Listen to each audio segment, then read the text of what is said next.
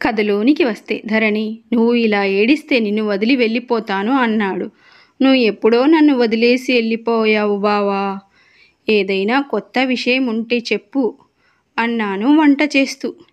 ఇప్పుడు నన్ను ఏమీ చెయ్యమంటావే? దాన్ని వదిలేసి నీతో ఉండిపోమ్మంటావా అన్నాడు కోపంగా. అలా చెప్పేదాన్ని అయితే నువ్వు దాని మెడలో తాళి కట్టేవాడివే కావు అన్నాను ఏడుస్తూ. నిన్ను అడిగే కదా దాని పెళ్లి చేసుకుంది.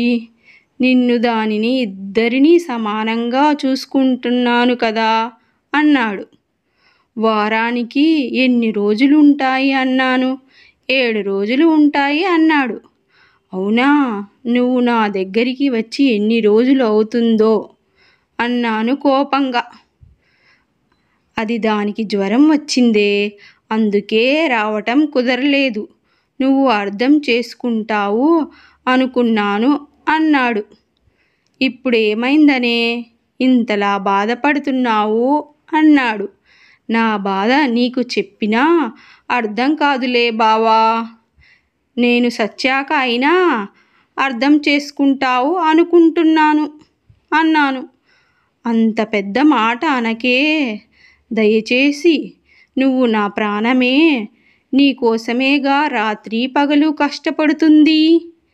దాని దగ్గరికి కూడా వెళ్ళకుండా నీకోసమే డబుల్ డ్యూటీ చేస్తున్నా అన్నాడు. ఆ దేవుడు నిన్ను నాకు ఇచ్చినట్టే ఇచ్చి దూరం చేశాడు బావా. దానికి తోడు నాకు ఈ అనారోగ్యము. నేను ఎన్ని రోజులు బతుకుతానో నాకు తెలియదు అన్నాను ఏడుస్తూ. అలా మాట్లాడకు ధరణి. నువ్వు లేకుండా నేను బ్రతకలేనురా. నీకోసం ఎంత కష్టపడి అయినా నిన్ను బ్రతికించుకుంటాను అంటూ నన్ను కౌగిలించుకున్నాడు శ్రీరామ్. అబద్ధాలు చెప్పకు బావా. నేను చనిపోతే నీవు నీ చిన్న పెళ్ళాంతో హ్యాపీగా ఉండొచ్చు అన్నాను. ఎందుకే నన్ను మాటలతో చంపుతున్నావు? అదేమో నీకు పెద్ద భార్య అంటే ఇష్టం. నేను చచ్చిపోతా, దానితో సంతోషంగా ఉండు అంటది. ఇప్పుడు నువ్వు అలాగే అంటున్నావు. మీ ఇద్దరి మధ్యలో నేను ఎప్పుడో చనిపోతాను, మీరు హ్యాపీగా ఉండొచ్చు అన్నాడు ఏడుస్తూ. మరి ఎందుకు బావా నన్ను నీ భార్యగా ఎవ్వరికీ పరిచయం చేయడం లేదు? మన చుట్టుపక్కన వాళ్ళు అందరూ నేను నిన్ను ఉంచుకున్నాను అంటున్నారు. బావా, ఆ మాటలు నేను భరించలేకపోతున్నా అన్నాను ఏడుస్తూ. కొద్ది రోజులు ఓపిక పట్టు ధరణి. మా అమ్మ వాళ్ళ మూర్ఖత్వం వల్ల నిన్ను నేను ఇబ్బంది పెడుతున్నా. మా తమ్ముడి పెళ్ళి అవ్వగానే నిన్ను అందరికీ పరిచయం చేస్తాను అన్నాడు.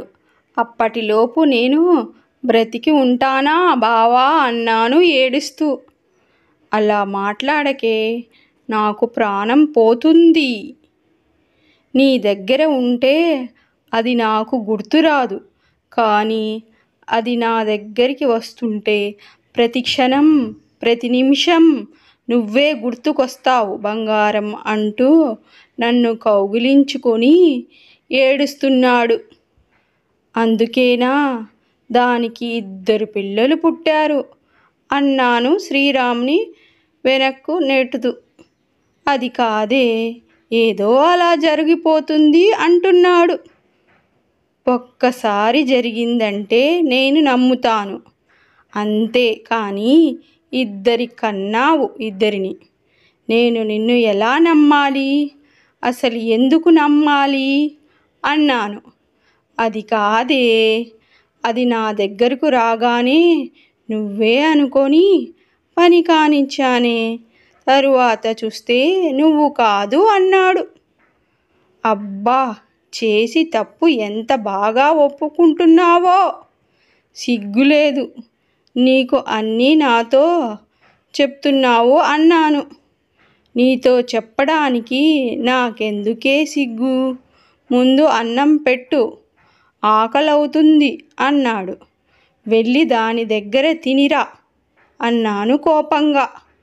ఈ 3 రోజులు నీ దగ్గరే కదా నేనుండేది అన్నాడు. అలాంటివి బాగా గుర్తుంటాయి, ఈరోజు ఏంటో మాత్రం నీకు గుర్తు ఉండదు అన్నాను కోపంగా. మరి అంతలా కోప్పడకే, నీకు అస్సలు ఆరోగ్యం బాగాలేదు, ఏంటో చెప్పవే, నాకు గుర్తులేదు అన్నాడు. అయినా నాతో జ్ఞాపకాలు నీకెక్కడ గుర్తుంటాయిలే, నీకు నీ చిన్న పెళ్ళాము జ్ఞాపకాలు గుర్తుంటాయి అన్నాను. అబ్బా నీకో దండమే తల్లి, చిన్న పెళ్ళాం పెద్ద పెళ్ళాం అని ఒక్కటే నసపెట్టి చంపుతున్నావు అన్నాడు కోపంగా. అంతేలే బావా, నా బాధ నీకు నసలాగా ఉందా అన్నాను. అది కాదు బంగారం, ఏంటో చెప్పవే, ఈ డ్యూటీలో పడి అన్నీ మర్చిపోయానే అన్నాడు దగ్గరికి వచ్చి. ఈరోజు నీ పుట్టినరోజు బావా, మర్చిపోయావా అన్నాను. ఎందుకు మర్చిపోతానే, ఈరోజు నువ్వు మీ వాళ్ళనందరినీ కాదనుకొని నా కోసం వచ్చిన రోజు అంటూ నన్ను పట్టుకొని ఏడుస్తూ, అందరినీ కాదని వస్తే నువ్వు నన్ను ఏం మంచిగా చూసుకుంటున్నావు బావా అన్నాను ఏడుస్తూ.